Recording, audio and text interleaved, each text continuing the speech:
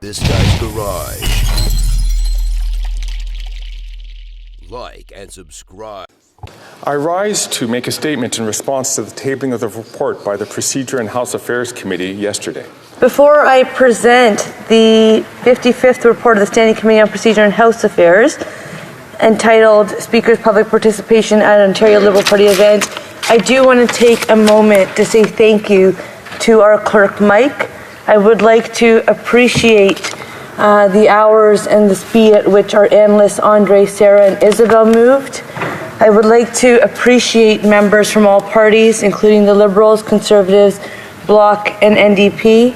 I would like to thank the witnesses who arrived on such short order, the behind-the-scenes crew, including for IT, food, maintenance, and the list goes on, especially the interpretation and translation services who worked around the clock to return this report to the House in the time that the House gave us.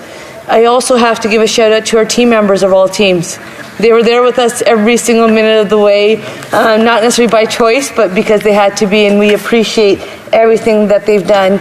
And I will just say that when committees move at the pace that we were moving, it is often our constituencies who are left behind. So I know for constituents in the riding of Waterloo, they were not able to have meetings with me because I had to cancel them. So I do want them to know that I appreciate them. Et je veux juste souhaiter tout le monde. And I'd just like to wish everyone happy holidays. See you next year. I would really appreciate not seeing anyone in this place until 2024 because I would like to be in my riding of Waterloo. So with that, I have the honor to present this report in both official languages, and I'm sure everybody will be reading it profusely. Merry Christmas and Happy New Year to you as well.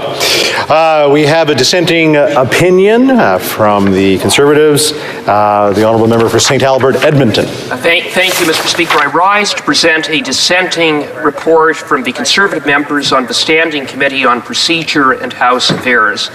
There is a long-standing tradition and expectation that the Speaker be impartial and non-partisan. That expectation was shattered by the current Speaker when he engaged in partisan commentary no less than on 3 occasions in the span of a week.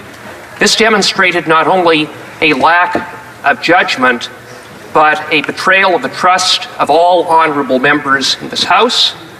I would note that both the official opposition and the third party, comprising of nearly half of the members in this House, have called on the Speaker to resign.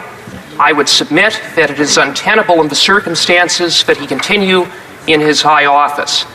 In order to restore the trust and confidence of all honourable members in the Speakership, it is with regret that Conservatives call on the current Speaker to resign. I regretfully have to inform the House that there is evidence of another partisan activity that the Speaker was engaged with. I have in my hands a picture of the Speaker at an event with the Honourable Member for Pontiac, which was labelled and advertised by the Liberal Party as une cocktail militant. The post, the Instagram post for Sophie Chatel a dit, the Honourable Member, I appreciate that. This week, I had the privilege of participating in a remarkable event in the company of my colleague, Greg Fergus, the Speaker. In this time when the political sphere is in full swing, supporting our colleagues is crucial. I want to express my gratitude to my provincial counterpart and friend, Andre Fortin, as well as his Liberal team, for organizing a stimulating evening focused on political discussions, both regional and local. Mr. Deputy Speaker, this is not even the Speaker's riding. This is a neighbouring riding. It's billed as a cocktail with activists or volunteers. I would like to seek unanimous consent to table these documents. If any Member of Parliament has ever said anything about the importance of the independence and integrity of the Speaker, they should allow me to table these documents, and they should have allowed the debate to continue on the Speaker today. Do I have unanimous consent to table? Yeah. All those opposed to the Honourable Member moving the motion will please say nay. So I think you go to fundraising. we're going to On the point of order, the honourable member for Kingston and the Islands. Mr. Speaker, we certainly did listen to what the House Leader from the Conservatives had to say. If you would perhaps provide us with an opportunity to review, reflect, and provide comments on that before making a ruling, we'd really appreciate it. On the same point, the honourable member for Regina Cabell. The whole point about tabling the document is that you can read them. Yes. So how can you not read that? There you go. Okay. Well, we're not going to have a debate. We're not going to have a debate on this. The information is apparently public now. We'll make it. You know, people can go and have a look at it. Let's move on to orders of the day, where we're debating Bill C-58 and the. I rise to make a statement in response to the tabling of the report by the Procedure and House Affairs Committee yesterday. I want to thank colleagues for their work and consideration of the serious matter that was put before them. I made a serious mistake. I should have never recorded that video. Not in the Speaker's uniform, not in the Speaker's office, and not for a friend who is an active politician. I am deeply sorry. I want to reassure members that nothing like this will ever happen again. I made a serious error.